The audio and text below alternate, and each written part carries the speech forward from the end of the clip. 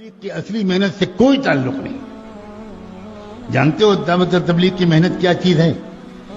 ایک نوجوان تھا جو حضرت مولانا الیاس رحمۃ اللہ علیہ سے بڑی محبت اس کو ہو گئی. کالج میں پڑھتا تھا اس زمانے میں، یا کوئی اور کام کرتا ہوگا، داڑھی منڈاتا تھا، کلین شیو تھا، لیکن اللہ کے دین کے لیے حضرت مولانا الیاس رحمۃ اللہ علیہ سے اس کو محبت ہو گئی.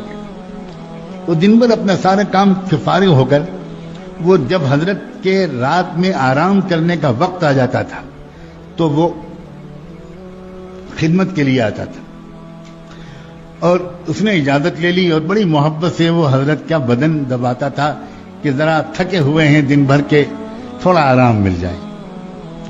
اندھیرا ہوتا تھا، بجلی تھی نہیں، تو کئی راتیں گزر گئیں، کئی دن گزر گئے، اچھا خاصا وقت گزر گیا، خدمت کرنے کے لیے آتا رہا.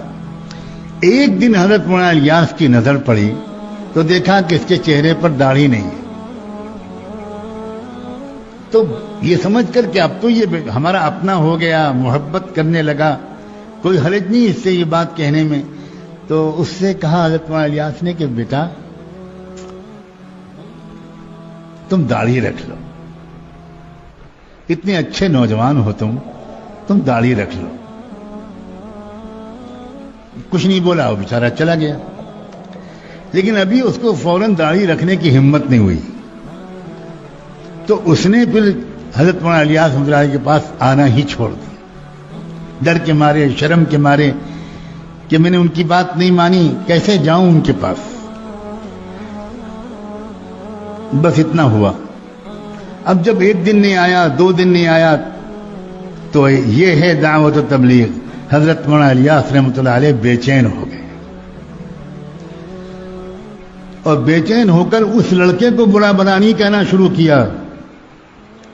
اپنے ساتھیوں سے کہا کہ میری مغفرت کی دعا کرو، مجھ سے کتنی بڑی غلطی ہوئی ہے، میں بھی کیسا بے سلیقہ جلد باز انسان ہوں.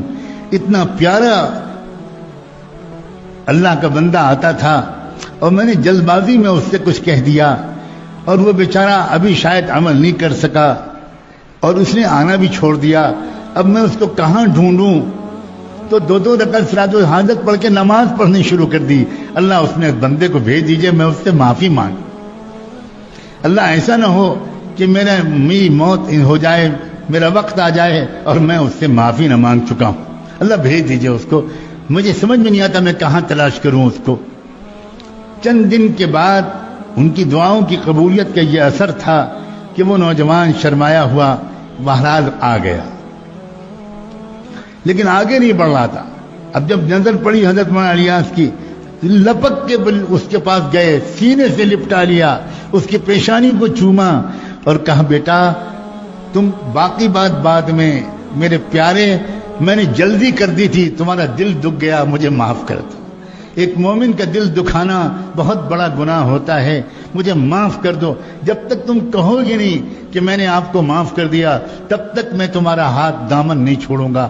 کہو کہ میں نے معاف کر دیا. وہ قدموں پہ گر گیا. اس نے کہا حضرت مجرم تو میں ہوں، معافی مجھے مانگنی چاہیے، میں سنت رسول پر عمل نہیں کرتا، آپ کا دل دکھایا، پھر آپ کی بات بھی میں نے نہیں مانی، آپ الٹا معافی مانگ رہے ہیں.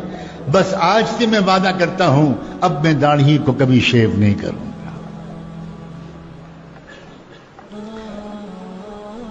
اللہ کے بندو، اے خدا کے بندو، دین کی اصل حقیقت کو سمجھو.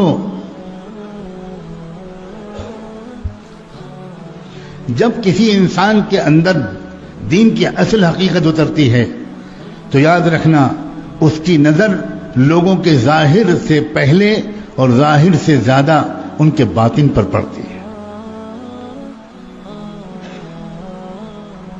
وہ لوگوں کی خوبیاں ڈھونڈ لیتے ہیں.